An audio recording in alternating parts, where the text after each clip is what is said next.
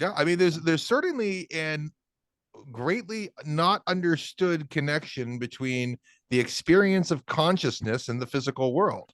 We know that these things are, in the world and the people that we interact around with. We know that there's a connection because we know when people get hit in the head, the Yeah.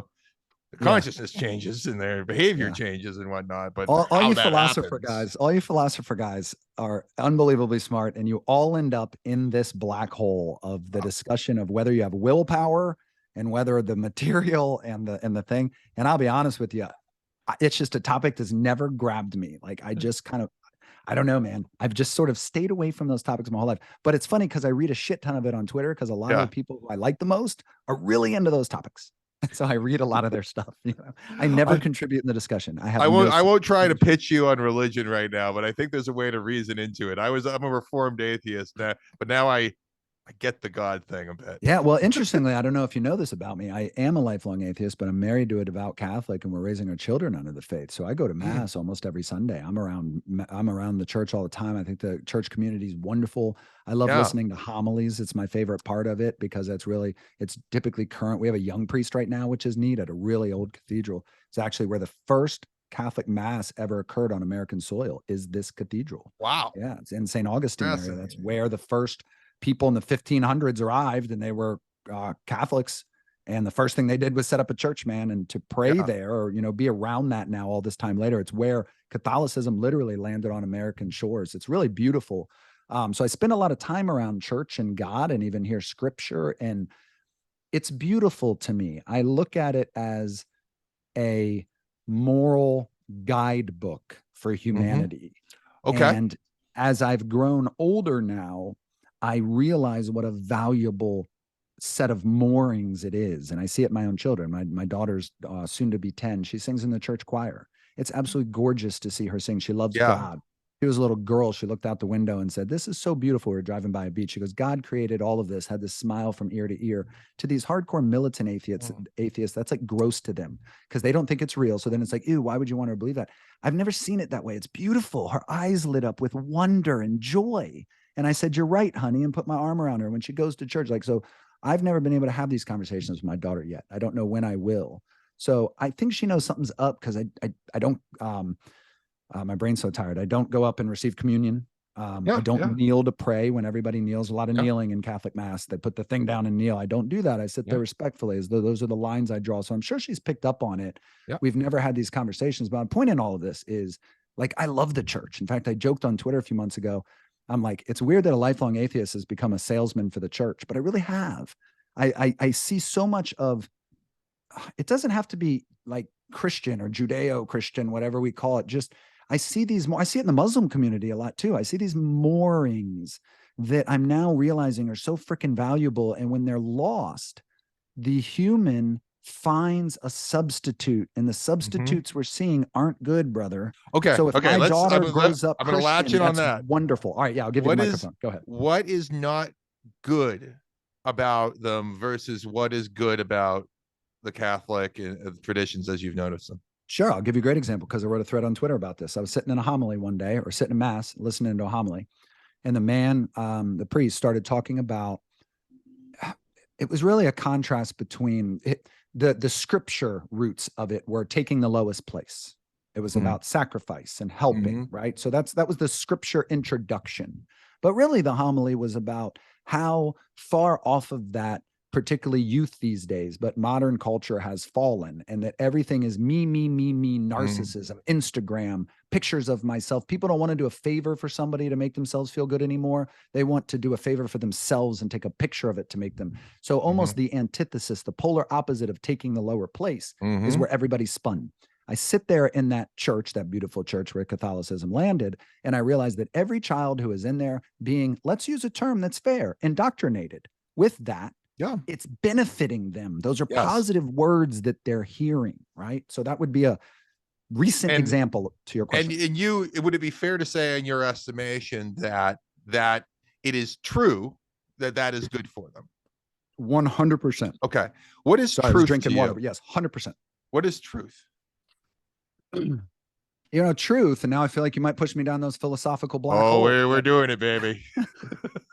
truth doesn't need to have a meaning to me. One of the things that is so different about me, and I just say that in terms of not from an arrogant perspective, but from those I've met around me, that tends to be different from me of those I've met almost uniformly in life, is I'm comfortable with the unknown.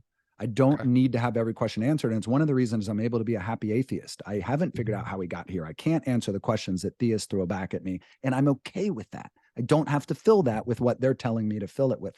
So back to truth, I don't really feel I need to have an answer for that. What truth means to me is what my brain as a little computer has been able to absorb, rationally process, come to logical conclusions, and says, boom, boom, boom, boom, boom. This makes sense. That becomes sort of my immediate reality. And if you do that over and over and refine it enough, that is truth, right? That's how I was able to figure out as being lied to in COVID.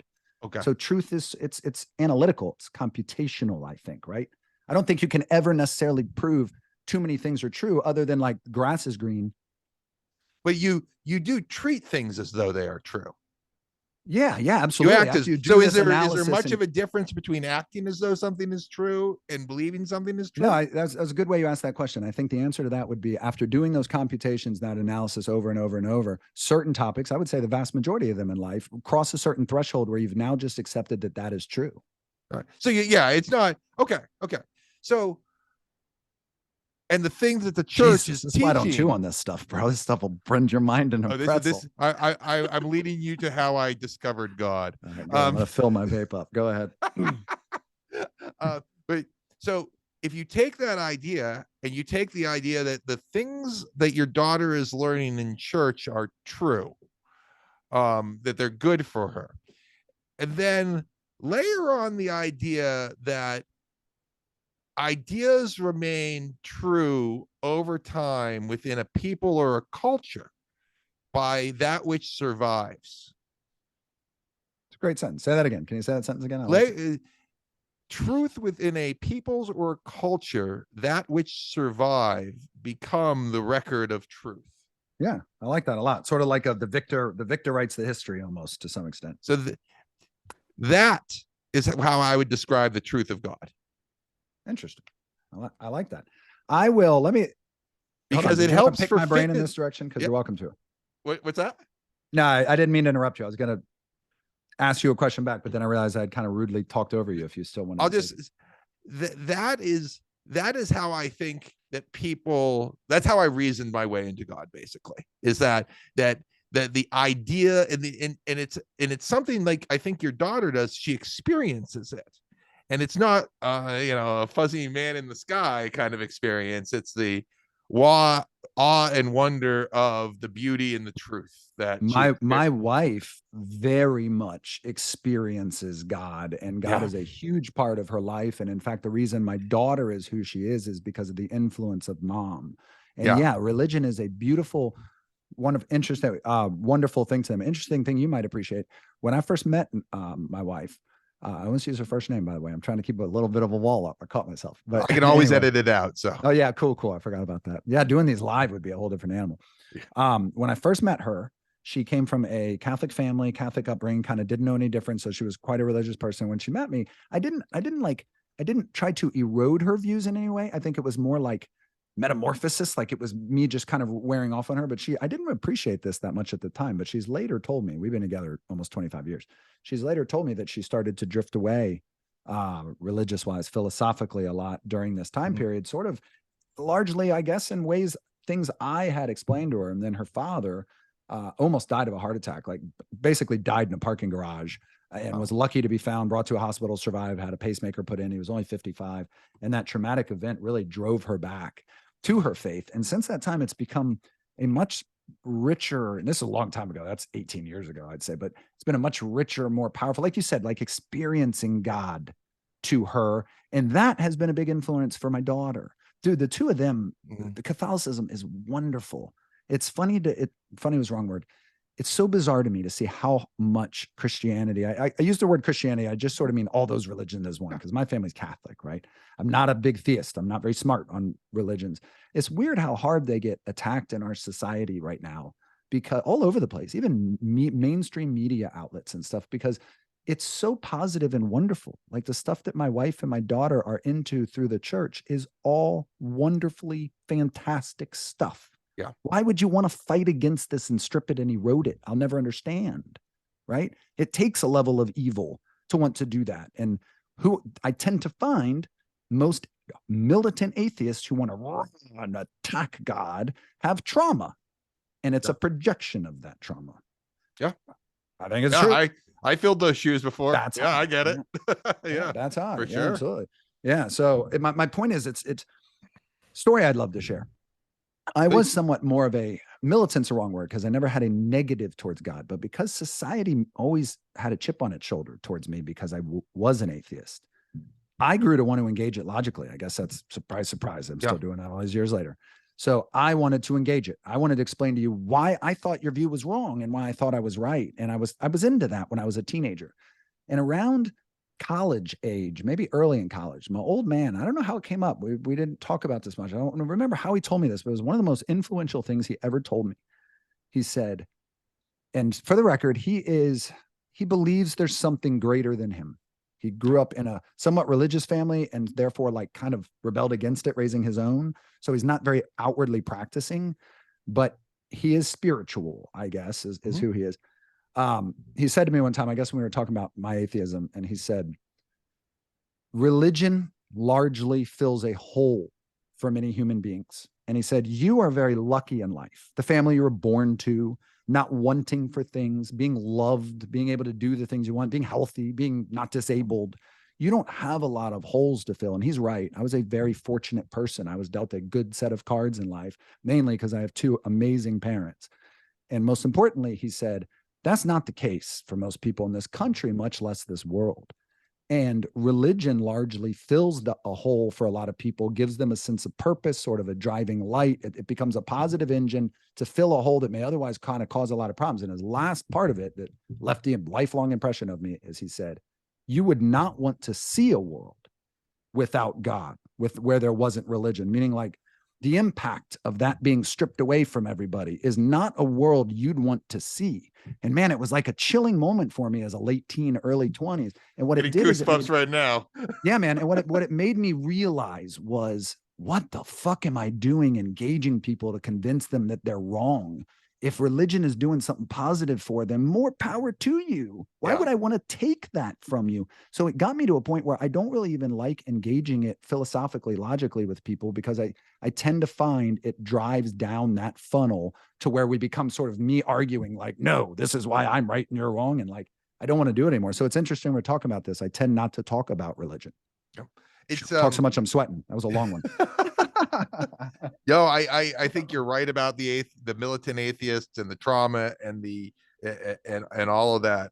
And one of the things that popped into my mind while you were describing that was to go back to the truth part, and you act as if something is true. It's Jordan Peterson was actually one of the people who kind of got me down this rabbit hole of rethinking religion. And one of the points that he makes about his own personal faith is, well, I act as if it's true. I act as if there's a God and there's, and you almost said what's that the like difference? That's a good point. The difference? Like just because like, if you're going to go through the motions and the motions are good and beneficial, like what's the difference between believing intellectually and believing through your behavior? Which is more important? Yeah. And then what's not the difference is maybe not the right way to say it, or even better way to say it might be, why does it matter? Why does it matter? Meaning, like, because I do it, it doesn't, like the debate of whether it's true or not has no relevance. It is of course true to my life. It's almost like it's almost like a side thought, like whether exactly what capacity you believe it's true, because you believe it's true enough to go and do it. The rituals. Yeah. Well, so I'll throw two interesting things back at you, or two things I think you'll appreciate chewing on. So I don't describe myself as an agnostic because I feel like that's used as sort of that's pussy shit. Yeah, the thing I always rail against is this herding, this I heard you through labeling you. And it's like people want me to say I'm not an atheist and I'm actually an agnostic, because me saying I'm an atheist is sort of offensive to them because I don't believe and they do believe so passionately. It's like, can you just say you're agnostic? And so as a result, sort of as a man of principle, I've drawn the line on that. Like, no, I have no reason to believe it did not pass my fact test. So I do not base I have not structured my whole life around it. And therefore, I'm not going to allow you to make me label myself as like somebody who isn't sure. It's almost like forcing me to call myself cis. I don't need to be called cis. I'm just human. Like, I don't need to have a definition. Like, no, I just don't believe, right? So I've always like drawn that line. But I will admit, for the record, since you somehow got me talking about this to the public, there, I don't not believe to the level that like I can tell you I can disprove the existence of God. Like, surely not. They are like the great unknowns. I also similarly cannot answer the questions absent God. And so anyways, the two interesting things I wanted to share with you with that being the backdrop is, so I guess in essence, I am almost agnostic, but damn it, if you ask me to claim a label, I'm going back to agnostic. Or are you just, so here, Christopher Hitchens is one of the most famous atheists ever. I wish I had gotten into him before he died. I only knew who he was. I read no of his stuff, and now I feel like he would have been a hero of mine. He wrote this book called God Was Not Great, and it was, but here's the thing, what he did, and he was trying to prove religion was bad, and like, but he was like a militant atheist. Yeah, sort of. But here's the thing, he was a sophist in his approach to defining what God was. It was a very, there's this magical man in the sky that's got everybody on, as a puppet master and this and that, right. And it's like, okay. And he went around disproving that particular approach. So it's like, yeah, but what if he was conceiving of the idea of God wrong, right? Like, what if that wasn't exactly what is meant? Maybe it's what some people mean, but yeah. So let me throw those things. Let me throw those things that I said I think you'd enjoy chewing on. So one to the point you just made is, what if he's sort of misunderstanding the idea of God? My dad he's spiritual, but he's not, kind of doesn't subscribe to something. He explained the idea to me. I keep backing myself up. One class that interested me at college was about religions. Mm-hmm. And one of the religions they covered was atheism, sort of the absence of religion and what the arguments are for it. And one of the strongest arguments for atheism is called the multi-God theory. And it simply means if my tenets are factually true, yours must be wrong. So the existence of all these different belief systems proves everybody's wrong. And the way that he looks at that, and I think it's quite brilliant, it's not his idea, but he was the first to share it with me, is that they're all talking about the same thing. Exactly. It's the same energy, that is the argument. Manifesting culturally and all these different everybody ways. Just has their own bottle that's getting filled up with the same stuff. Exactly. And it's a slightly different shape, and there's a little spillage here and there every, and right. It makes sense, man. It makes sense. Yeah. So the two things that I wanted to throw at you. So back to, I don't even know if I'm sure I know what agnostic means. I always thought that meant I'm not sure. I'm still debating. I'm on the fence, if you will. But I guess in essence, I am, because there are two factors that I can't fully grapple with that still make that needle of the fact conclusion we talked about still bounce back a little. The number one is, for as long as humans have existed, or I guess for as long as we have a written record, there is spirituality and faith to the level of, I am 100% convinced that if you just take a group of, I don't know how many it would take for them to survive, let's go with 100 colonist people, and you just created them as new human forms that had no contact to anything else, and dropped them on this volcanic rock in the middle of the ocean, and they lived there for 200 years and created a little colony, I guarantee you they would have spirituality, a faith system, and some sort of practicing religion 100% uniformly across human history. So because of, and what's interesting about it is there are examples of people who did not touch each other. So you cannot say it came from a common. You know what I mean? Like you'll find Mayans that you can prove never had contact with other humans, and they believed in Ra, the sun god. It manifests every time. It's like language. It'll spontaneously manifest itself among groups of people. Interesting. So that is one of the strongest arguments for God. And it's one I've never resolved. If there is no God, why does that happen? I can't resolve it. I think it's a very strong argument for God. And lately, go ahead. And comments on that one. Where I think everybody gets it wrong is that it is that you're just looking at the same thing from a different direction and putting different clothes and ritual on it. And I do think and what proves the correctness of one religion or another is its fitness and survivability over time for the peoples that practice it. That's a good point. Back to moral guidebook, back to moorings. That's a good point. Because ideas have to, for an idea to be true, it first has to exist. Yeah, that's interesting. That's an And interesting. it has to exist with that's an argument almost against God, though, that you're in essence saying it's almost become like an evolution survivability thing. You see, it's selected out. So that's interesting. Selected for another way of thinking about this is like, people have genes and they have memes, where memes, the religious set is a set of memes or a set of ideas. But you can also invert that in that genes and memes have people, and that they use people to reproduce themselves and move through time. That's really deep, man. I like that. You stretch my mind. I like that about you. So the second one that I've grappling with only recently, and it's through all the time I've spent ranting on Twitter, where I've now gotten to a point where I'll get on a soapbox and write out these 12 street long things. So doing that process instead of just responding spontaneously to other people's posts has led to me very much forming my views, crafting them much more than I had them before. Yes. I feel like I have a platform for like a personal platform for the first time in my life politically, like sort of who I am. I feel stronger on that than ever. But anyways, 100%. In that vein of a lot of thinking and developing ideas and analyzing what's going on in our culture. And I've written a couple of threads in this exact vein. I'm almost unable to not see a level of good versus evil casting in what is going on. Well, yeah. I'm almost not able to. And back to that church photo, it's almost represented there. And no, that's not a bash at LGBTQ people. That's a bash at somebody who would show up in such weird looking drag. They look like a monster in the middle of a church when they know that's meant to be offensive. It's leftist cultural takeover. It's something different. When I look at this photo I post all the time of this group of Evergreen kids, let me back that up. Let me scratch that off the record and say I didn't say Evergreen kids. This group of kids who are standing on a patio. One's got green hair. They're multiple or non-binary. They're holding baseball bats. They're all pierced up. None of them look happy. They all look like they have childhood trauma and are projecting misery and all this kind of shit. And I look at this porch and I think, my God, I hope my kids don't come out like that. And I don't care if people who are listening to this are offended by that. Those are values I'm willing to defend. I hope my child doesn't end up running with the crew into that shit. There's lots of other crews I hope they don't run with too, but this is a unique and certain type of crew. Why am I bashing that group of kids so hard? Am I some asshole that would bash children?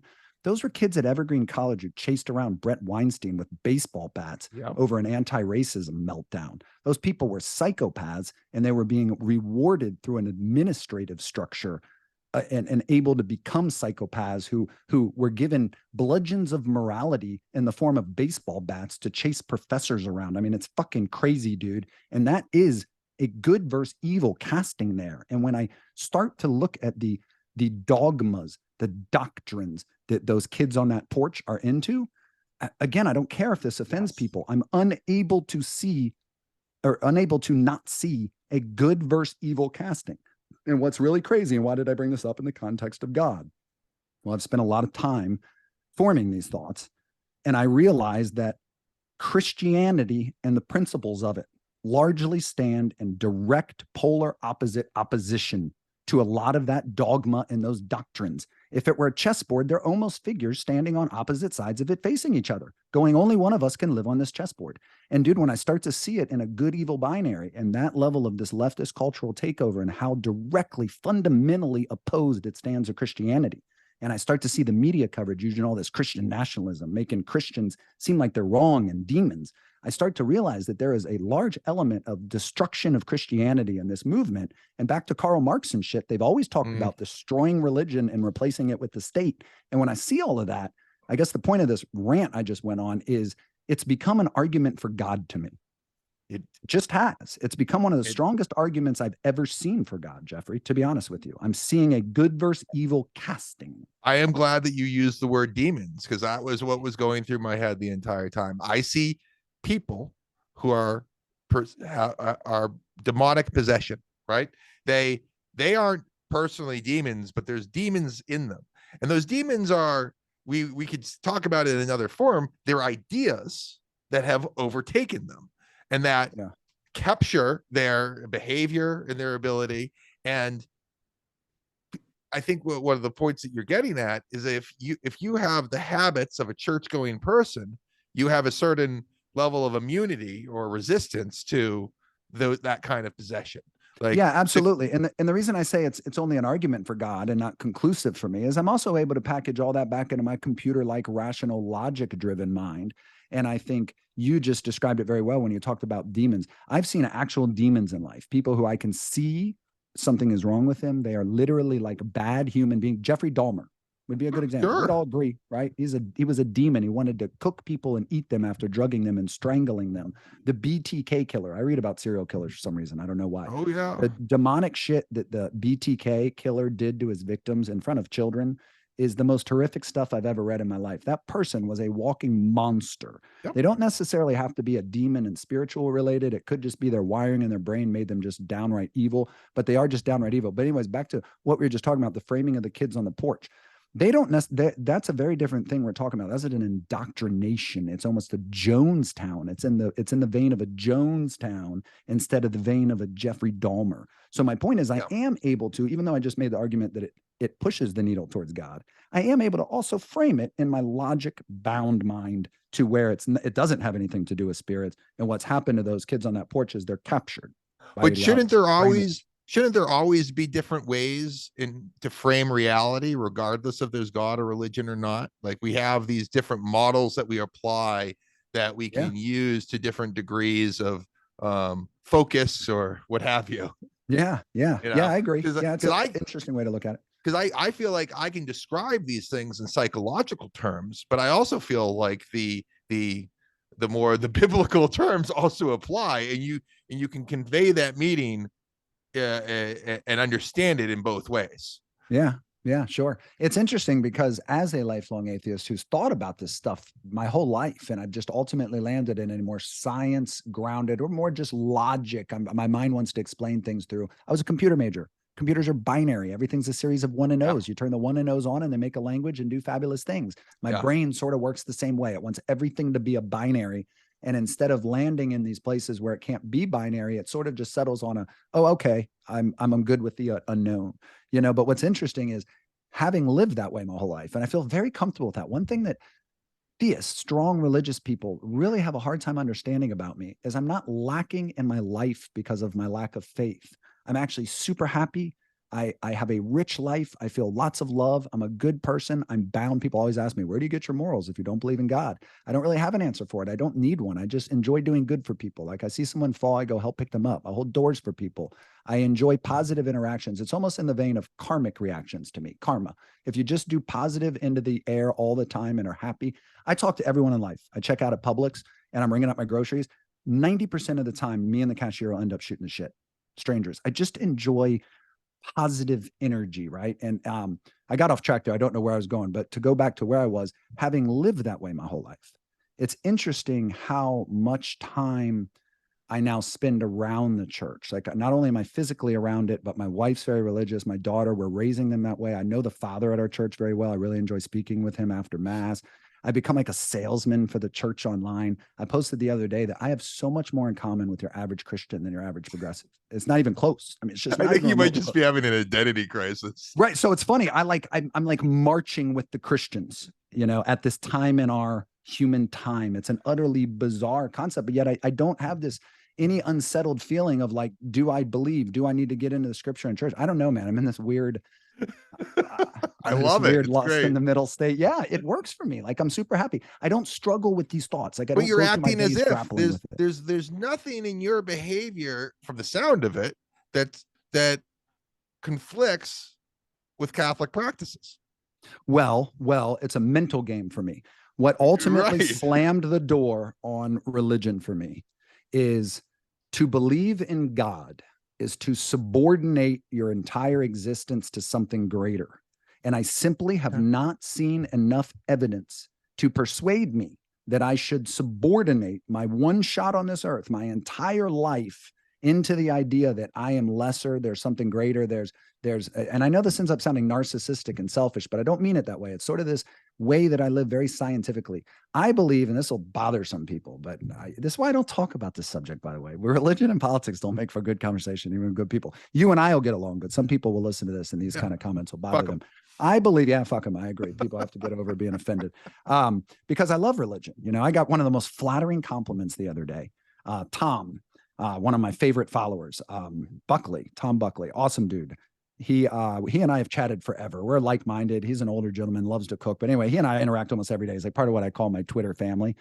And I talk about these subjects. I talk about being an atheist a lot because it's one way for me to try to connect into this issue because the other side is largely atheist. Sure. So it's sort of like the black person being able to say something the white person can't in our society right now, right? I'm the atheist who can say something that the Christians aren't able to. So I often talk about my atheism, but he and I have grown really, really close. I wrote this intense thread laying out some thoughts, sort of in the vein we're talking about how I haven't connected with the scripture and the faith, but I see the moorings, this, that, and the other. And man, he writes me this tweet at the end. He said, like, you know, I've always read your words or something. I wish I had it pulled up. It's something along the lines of like, I've always read your words and I respect the way you formed them and the way you live your life. Dude, it was a picture of a Bible and it said Reverend Tom Buckley. The man was a priest.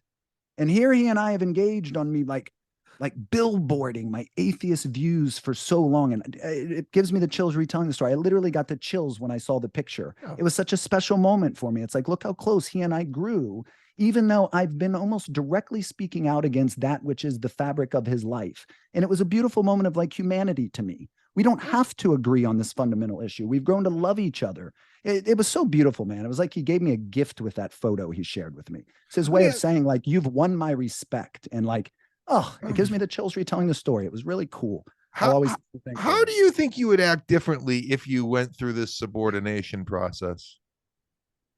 It just simply leads to a conclusionary thing for me. Like, so for example, when I sit in mass, there's a whole lot of we thank you, God, or you know, this talking to this higher figure. There's getting down on your knees and praying. There's this like element of one of the things that fundamentally bothers me about it is it's I hope I phrase this the right way because I never try to offend people with these views. It prioritizes the afterlife over this one life. And that's just a factual statement. People can argue about the meaning and everything. That's fine. But that is a factual statement. Getting to heaven, doing the scriptures, meeting the tenets in this one life so that whatever equal ends up being, in all these different religions, they all have something that's going to happen in the afterlife. And you've got to do these things. And in my opinion, what it ends up doing is it ends up putting in front of your own life's value what is going to happen to you in the afterlife. And I don't believe in souls and spirits and afterlife. I think when I die, it's the end. It's like a tape recorder that's running. And if my head were to get cut off halfway through this podcast, that's it, man. There's no Theo tomorrow. I'm over. I don't believe in spirits and souls. So there's this notion of why am I going to live in a mental framework where everything is about what's going to happen when I die throughout this whole short run of tape that I have before then? It's never made sense to me. And where I ultimately land and the words that I worry will offend people, I don't think humans are any different than another life form on Earth. Like we're just intelligent lettuce.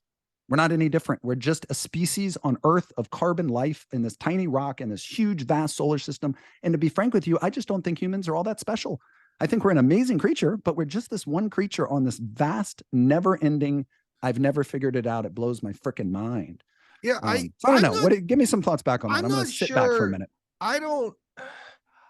I'm with you on the afterlife thing. It's like that shooting for the afterlife and a better afterlife just doesn't do it for me. But even talking about it, like I don't want to talk about how like the afterlife's more important. No, it's not. What's most important is how I spend the day tomorrow with my family. You know, and of course, religious people get that too. I mean, I'm not saying they don't. It's just this is how I reframe it in my head. I don't think that the scripture is actually talking about life after death. I don't think that's the point. I think the point is you're sacrificing today for tomorrow and giving up current pleasures so that you can reach for a better heaven tomorrow. I think heaven is a place on earth. That's interesting. I mean, my mind can work with that a whole lot more than the notion of this is also whether or not I'll get let in the pearly gates because I don't happen to believe in them. So why am I doing that? You know? Yeah. So okay. So that to me is, I think, the intent behind it, and that maybe over time we've gotten away from. But okay. With that said, I also consider the meta pattern of some way that there seems to be this thing of consciousness that we don't understand. And there seems to be, I don't know how it goes away, how it's created, or anything like that. And if there is this meta pattern in the universe that I don't understand completely, I imagine that a framework like what the religious texts talk about being a good person in this life leads to good things in the next life, that Yeah. might be true. I don't know. Yeah. You I know, mean, if it works anyway, it seems like it maybe should work that way. yeah. My dad always said to me, he always threw this back at me. He would always say, I look at it like a parachute and we don't really know either way. So like, wouldn't you rather have the parachute on? And those are the kind of thoughts that were thrown to me as a young teenager that just pushed me away. It's sort of the morality binary approach. It's like you're taking my ability to critical think away by just telling me like, oh, well, you just need to do this. Well, what need to do this is walk around and openly say that like, my whole life is based around devotion to God. Like, no, I don't need to do that. You need to convince me of that pretty convincingly first before I'm going to do that. And for some reason, much of our society just never walked that way. Like, I truly believe, and again, these are those straying into boundaries may offend people. I don't mean it that way. I truly believe that if the tenets of religion are not, this is going to clash with something I said earlier, but if the tenets of religion are not pushed on children from a young age, a much higher percentage of them will grow up with the mindset that I have. And this is largely why my wife and I chose to raise our children the way we are, is I do view religion itself, even the belief itself, to be such a positive, mooring, moral guidebook system that I don't want to deprive my daughter of that. And I think if I had engaged her logically at 5, I think I would have lowered the chances that it attached to her. We had these conversations when she was a baby.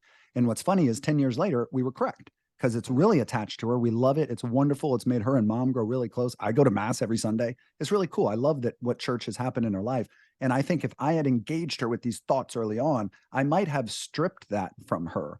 And that is a strong argument against God for me, is that like there does tend to be, for example, my friends growing up, I think I'm one of only 2 atheists. These thoughts developed with my best friend. I have one friend who's like a brother to me. I absolutely love a guy. And he and we've been best friends since we were kids, and these thoughts we developed together. But anyways, everybody else in my friends growing up all ended up being religious people. They all went to CCD classes. I always remember that. It was like a Wednesday, every other Wednesday. They all had to go to this class. I didn't. My parents didn't send me to that. And I don't think it's coincidental that I grew up the atheist. Like to converse, to contrast what we talked about earlier, take any humans, drop them on a volcanic rock, they grow up with religion. I still believe that to be true. However, there does seem to be this opposite energy that if you don't, the reality is it's indoctrinate. If you don't tell kids from a young age, yes, God created the world, this, that, and the other, a high percentage of them tend to grow up without religion. So that's a strong argument against it to some level, isn't it? Right? I think it is, but it ultimately rubs heavily against the notion of human history and how every group grows up with. Well, like you can't resolve the tension between those two, is what I'm saying. So atheism, how many completely atheist societies? Are there any? I'm not sure we've had any, dude, in like human history. That's really bizarre. Like, yeah, that's the strongest argument that there's got to be a God. If there's not, why every, so yeah, I mean, I guess I'm admitting to the world here on your podcast that I am more of an agnostic and that I haven't closed the door on it. I don't run around going, oh, I know for a fact there is no God. I believe what my mind, my computer has run to a green light. True. Turn the 1-0 on, right? It's like, okay, this makes sense. And that the ideas of religion themselves, the scripture I hear at mass just doesn't make sense to me. My mind wants to think about the cosmos and black holes and star creation and nebulas and look at deep space photos. That's almost my church, as crazy as that sounds. I get high and I stare at space photos. And it's just, honestly, it's spiritual for me to some level. I just get lost in what am I staring at? What's that cloud of green glass? What's that light that's shining in the middle? Is that a star? Is that a supernova? Are those planets swirling around? It blows my mind endlessly. That's where I get lost in almost a spiritual vein of space. One of my favorite followers, when I was saying exactly this on Twitter, came back and said, you realize that's God, right? Yeah. A hard thing to defeat. He's a very religious guy. And it was a hard thing to defeat to some extent. Yeah. Kind of what you're talking about. What does it have to be true? Or is it more the application? See, to what's him, the difference? Correct. The cosmos are God to him. Yeah. Right. And that makes sense to me. I get that. I get why it's God to him. For some reason I see it as stars. I don't know. Yeah. It was a cool quote the way he said that. To quote the meme, why not both? Yeah, why not both? Why not Absolutely. both? Yeah, absolutely. You know, and Interesting. that I never imagined you'd get me to diagnose atheism with this you, is but that not where I thought this was going to go at all. shows it shows your talent, because I don't even have this conversation with anyone, man. It just never leads anywhere good. But it, No, it can be respectful. Back to me and Tom, right? It doesn't have to be an adversarial, ugly thing. Like you and I weren't having an adversarial discussion. Our society has a very difficult time doing that because there's oh yeah, such important views to people. You know. yeah. It's the ability. Conversation is about finding the overlaps where you agree, and then try to figure out things where you're disagreeing or not thinking about things the same way, right? And all we're doing in this discussion is talking about where the boundaries of our conceptions are, and trying to rough out, do you mean what I mean? Do I mean what you mean? Are we understanding each other? And as we try to sort that out, that's when our minds go like, oh, okay, I hadn't thought about it that way before. Yeah. You come Yeah. up with Absolutely. new combinations of ideas. And Yeah. I actually Are you, and I by the actually way, think that that's how are you religions evolve. describing, Oh, Jeffrey, that's it. human beings who interact through discourse? Is that what you're describing? I mean, the way you just described that, you're right. That's so important. What's utterly bizarre is, how did we ever get away from that? Like, that's all what we should be doing as humans, is sharing ideas and growing from them. And we sharpen blades by talking our It's ideas, right? 100% sharp, Yeah. because that's how I think about what I do on Twitter, is I'm sharpening that blade. Yeah. Yeah. Absolutely. The Absolutely. people who are I arguing ran. against me, I'm figuring out how I can just cut, chop Yeah. them down fastest. Yeah, yeah, The absolutely. And you people. develop stuff, and eventually you can change minds and stuff. The positions that, excuse me, that I express and write passionately about and boldly about, I tend to have formed very strongly. Right. So like one counterpoint back doesn't necessarily, oh, you're right, so I'll step off that. Maybe it's, oh, you're right, I'll need to chew on that for a bit, and it starts Yeah. computing again. But yeah, discourse. Sorry, I threw you off track of what you were saying, but it's just weird that we got off discourse. Like, of course we should share ideas and swap them like wares back and forth and make the product better, right? Well, Every idea.